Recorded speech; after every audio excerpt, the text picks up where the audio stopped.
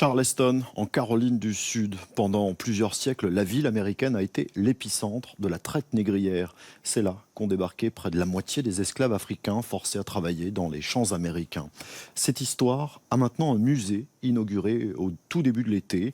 Dans un bâtiment évoquant la coque d'un navire, le parcours des visiteurs tient tout autant du témoignage historique que du mémorial. Reportage signé Étienne Truchot. C'est un musée dont la présence était indispensable sur ce quai imprégné d'une histoire sombre et douloureuse.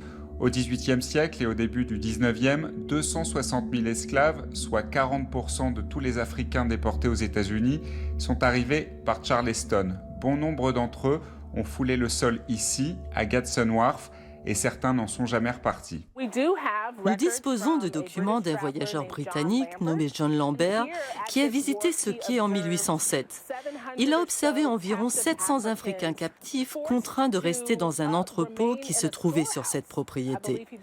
Il était venu au début de l'hiver et à la fin de l'hiver, tous ces prisonniers avaient péri. Suspendu sur le Gadsden Wharf, reconnu aujourd'hui comme terrain sacré, le musée raconte l'arrivée de ces esclaves à Charleston, les ventes aux enchères auxquelles ils étaient soumis, leur travail éreintant dans les plantations de riz qui ont fait les fortunes des familles blanches de la région. Mais leur histoire ne s'arrête pas là. Le musée célèbre surtout la résilience de leurs descendants et leur riche contribution économique, politique et culturelle à l'Amérique d'aujourd'hui. Des récits émancipateurs et inspirants de survie, de résistance et d'exceptionnalisme, le tout empreint de racines africaines.